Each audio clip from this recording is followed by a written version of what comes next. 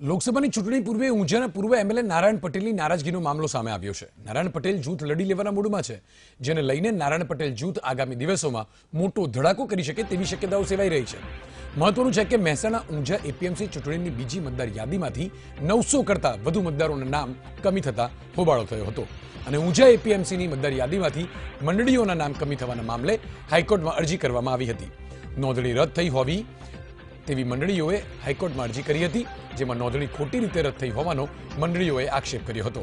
તેમજ મતદારોના અધિકાર પર પણ અસર થતી હોવાનો ઉલ્લેખ અરજીમાં કરાયો હતો. ત્યારે હાઈકોર્ટે અરજી મુદ્દે જવાબદાર અધિકારીઓને નોટિસ આપી હતી, જેની સુનાવણી કોર્ટ દ્વારા આગામી સમયમાં કરવામાં આવશે.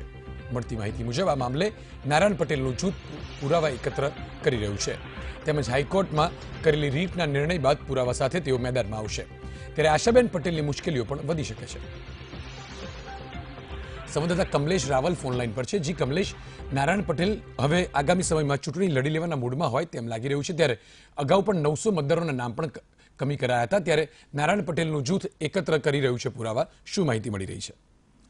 જી ચોક્કસ આપને જણાવું કે જે રીતે ઊંઝા એપીએમસીની ચૂંટણીમાં જે પ્રકારે રાજકારણ થયું અને નારાયણ પટેલની જે જૂથની જે મંડળીઓ હતી એ મંડળીઓના રદ કરવાનો આખો મામલો સામે આવ્યો. જે રીતે વેપારી વિભાગના 543 જેટલા મતદાર રદ કરી દેવાયા, ત્યારબાદ એપીએમસીમાં ટકાવી રાખવી નારાયણ પટેલ જૂથ માટે મુશ્કેલ બન્યું છે.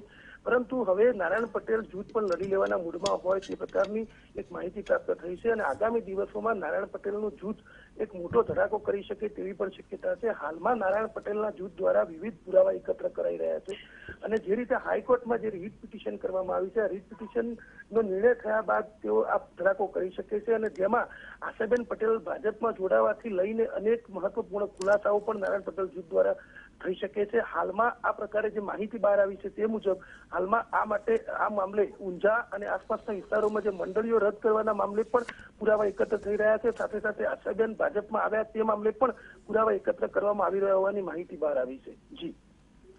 જી આભાર અમારી સાથે કમલેશ.